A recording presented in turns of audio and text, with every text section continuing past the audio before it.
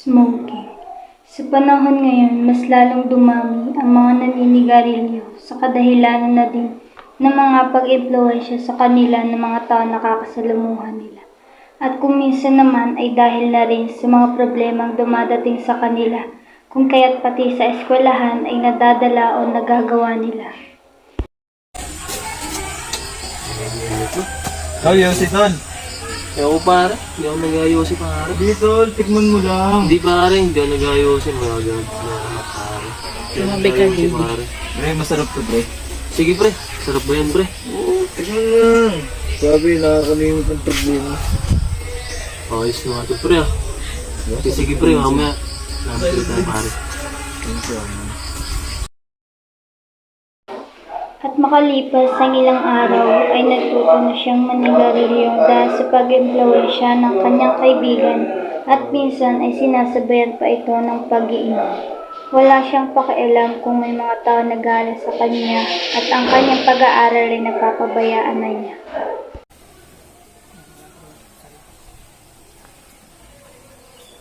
Tara pare, salamat po. Tara pare. Hindi po. Tara pare.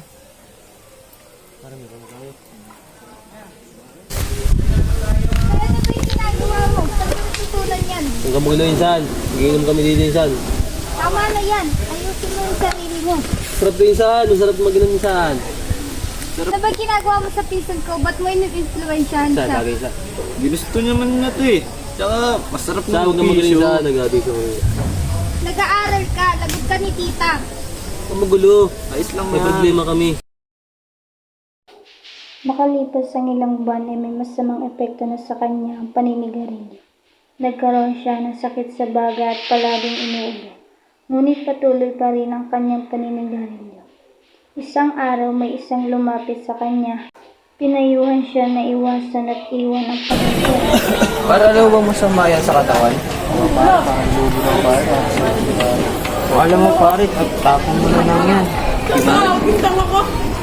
Pare, kasi para sa katawan eh.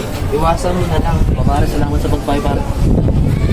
At makalipas ang ilang buwan ay tuluyan na niyang itinigil ang kanyang paninigarilyo at binago niya ang kanyang sarili at nagpatuloy sa kanyang pag-aaral dahil na-realize niya na kailangan niya itong itigil at iwasan dahil masama ang epekto nito sa Pre, Yossi. Ay pre, tumigil na ako sa paninigarilyo.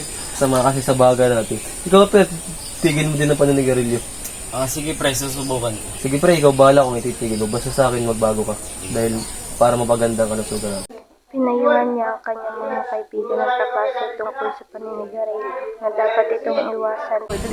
Ang anti-smoking ay isang campaign na nagtuturo sa atin para iwasan natin ang paninigarilyo, pag-ibig, at ibang pang mga bisyo sa ating katawan.